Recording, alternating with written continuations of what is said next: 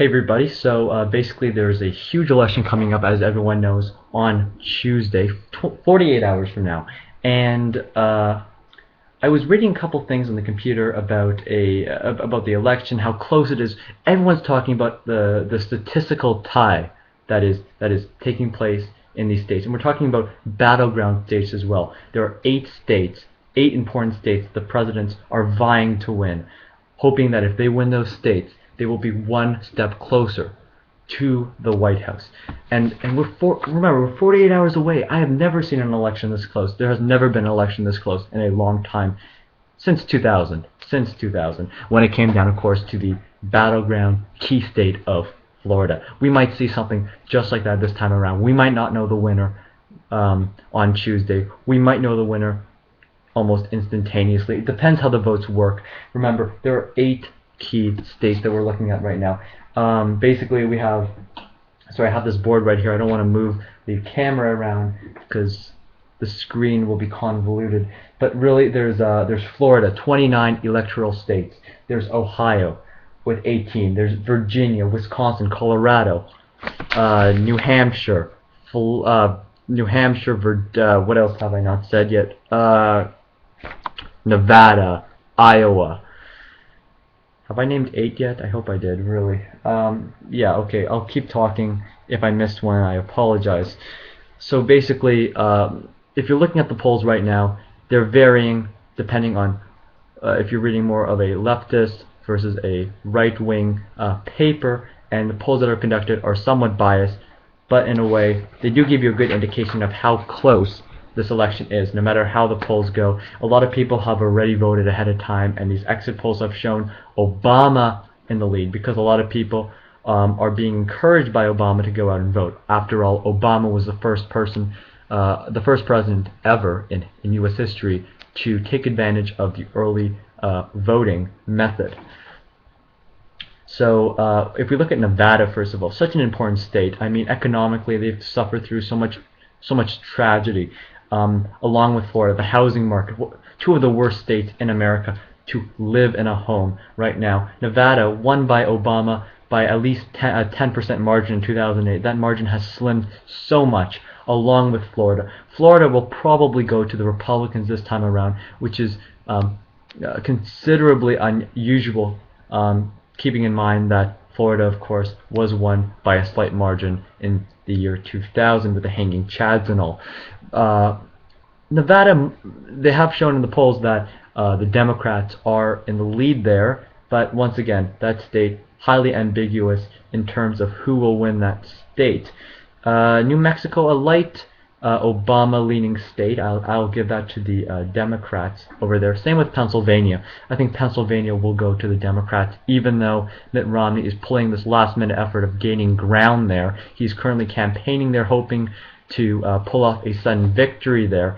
He has switched paths last minute, it seems. He's putting a lot of emphasis and a lot of campaign money into Pennsylvania, I guess because he knows that, or he believes that a lot of these battleground states are already leaning towards the Democrats, and he really, I guess it shows that he really is discouraged, and he is panicking right now.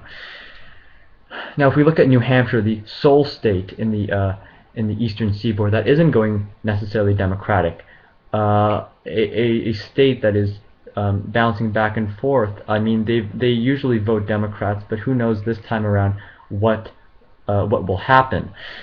I do believe though that Nevada or New Hampshire will be a Obama state on Tuesday. Now, if we look once again in Virginia is a close one.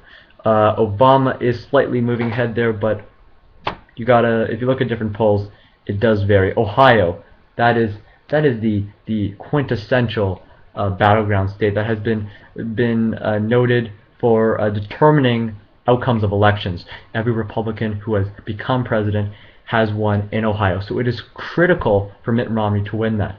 Obama, on the other hand, doesn't necessarily have to win his crucial state, which is Florida, as long as he can pull off these smaller victories, such as Colorado, Nevada, Iowa, and Ohio. Now, Colorado is a really, I consider this the new Wisconsin, the new Ohio. Um, it's really a complete toss-up. Like you flip a coin, that'll get you the same probability. That'll find you the same probability right now. I mean, we're 48 hours and we still can't determine who will win Wisconsin. It's only 10 electors, but I mean that 10 can make a huge difference, especially in this election right now. Now, I want to point out right now what I'm noting right now. I was talking earlier about a possibility of a draw. This is what I'm talking about right now. This is really incredible, the possibility that we might have a 269 to 269 draw in the electoral vote. Remember, our magic number is 270. The person who becomes president needs to get a minimum of 270 votes in order to become president of the United States. Otherwise, if neither of them reach that number, then the vote will have to go to Congress, and I'll talk about that in a little while. Now, it seems so weird how very few outlets, media outlets, are covering this issue, even though there's high probability that this will happen. I've myself discovered 3 scenarios after playing around on with some maps online. This is what I do in my spare time. But what I noticed here is that, okay, in scenario 1, let me tell you about it. First of all, let me just start by saying I will talk about Pennsylvania and North Carolina, even though I do believe that either state is almost definitely going to be voting for their respective parties, which is quite obvious. North Carolina is a leaning Romney state, whereas a state such as Michigan or Pennsylvania or New Mexico, which I'm pointing out, are most likely going to be voting for Obama. Now, if I continue for a second, basically New Mexico, Michigan, Wisconsin, Pennsylvania, what else I have? New Hampshire, Ohio. Let's say those were all Democratic states. Now, I want to put emphasis on New Hampshire, Ohio, Wisconsin, and then all the other states which are expected to win, you know, all the red states, all the blue states, you know what they are. Keeping that in mind, plus the Republican states, North Carolina, Virginia, Iowa, Colorado, Nevada, Florida, and Arizona. Have those states in mind. You add up all the elector votes. In that situation, highly likely that this scenario could happen. You would see a 269 to 269 tie. It is likely. Now let me tell you about scenario 2. And scenario 2 is the exact same thing as scenario 1, except we're changing 3 states around.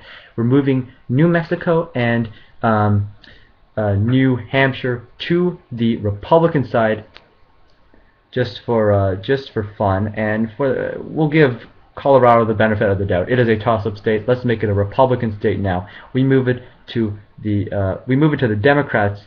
Let's say we give that to the Democrats right now. So we give New Mexico and New Hampshire to the Republicans and Colorado to the Democrats. In this situation, keeping everything else the same as I said before, this would also be a 269 to 269 draw. Scenario 3. This is slightly different, but I do think scenario 3 is the most likely. Out of all these scenarios, this is the most likely result that could happen, the most likely outcome. Now we have North Carolina, Arizona. Those are definite Republican states. And our definite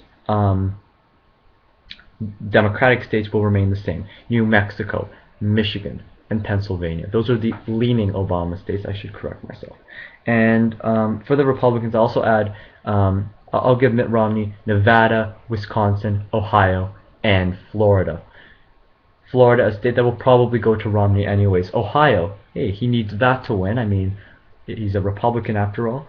Nevada, well, that's a toss-up. I'll give that to Romney. It'll probably go to Obama. I'll give that to Romney for the time being. And Wisconsin, because Paul Ryan's from there, it would be great if the vice president for the party could take his own state.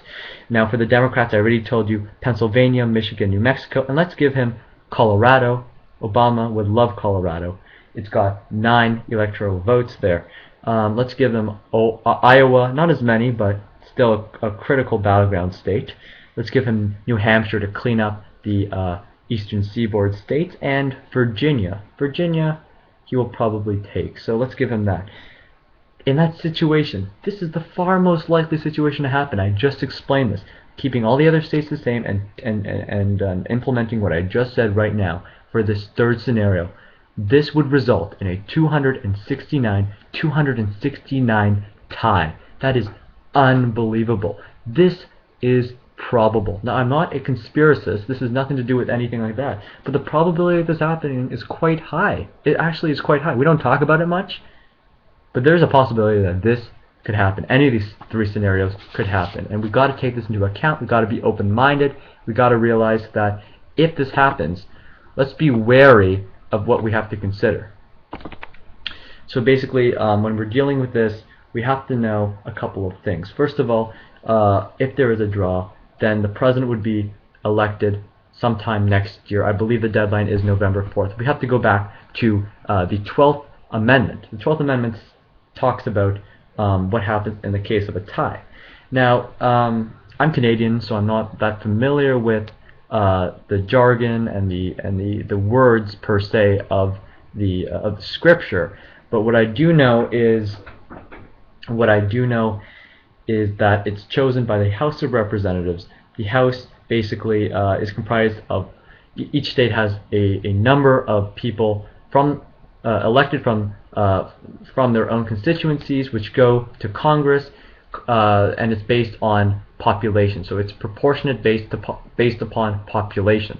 So I believe California has 52 or whatever versus Vermont, which would have far less, or Montana, Wyoming had far less compared to California or New York. But the problem is there. The problem is when we're voting for when these House of Representatives people are voting for president this time around, they only get one vote per state. So no matter what the population is, regardless of their population, they only get one vote. One vote for Vermont, one vote for California, and this is based upon the delegation. The delegation has to deliberate within their own states and come up somehow with one vote for either Obama or Mitt Romney. The problem with this is, if you look at the popular vote, it'll probably go to Mitt Romney. It might go to Obama. The electoral vote is more uncertain, of course. We've been trying to figure this out for the last 12 minutes of my video. Now, we do know that Romney does take a lot of states. He'll probably take more than half of the states in this case. He's got all the South, all the Midwest, all of that. He's going to take more than Obama probably in terms of the states. Now, the states that Mitt Romney takes are usually the less populated, more rural states, which is a problem for him, of course, because Obama's taking the more populated states, which will have more elector votes there, which is why he might come out on top, just like he did in 2008. So what I'm trying to say here is, if Romney wins 28, listen to that, he's already got 28. That's over the top. If 28 people vote for him from the House of Representatives, then he would become president. And this is not based on popular vote, but this is more based upon the electoral college system, or in this case, the House of Representatives choosing having one vote to cast per state. And for the vice presidential pick, it's a little bit different because it's chosen in the Senate, and they have more time to talk it over. This can go on for a long time. We know how productive the Senate is. We know how productive Congress is in general. The decision would probably be a little bit convoluted. So Joe Biden, let's say if he was picked, there's a possibility that he could be picked, Mitt Romney could be picked, right? So in that case, we could have a Republican and Democrat both leading our country, which would be highly unusual, irregular, and probably would be very unproductive. And very controversial and contentious. I can't even imagine how long that would go on for. Probably it would be taken to the Supreme Court. I don't even know what would happen, but that's the possibility of what would happen right now. And it's really scary to think of, but at the same time, it's really cool. This has never happened before in American history, and I mean, we're talking about something that will take place within 48 hours from now. It is so exciting. I hope you watch it. I hope you learned something from this video. And remember, you heard it here first. It would be great if this is what happened, because I'd be praised forever, hopefully. No, I don't need all the attention, but that would actually be a great moment in American history if this happened. Thanks for watching. I hope you learned something. Post your comments below. Thanks.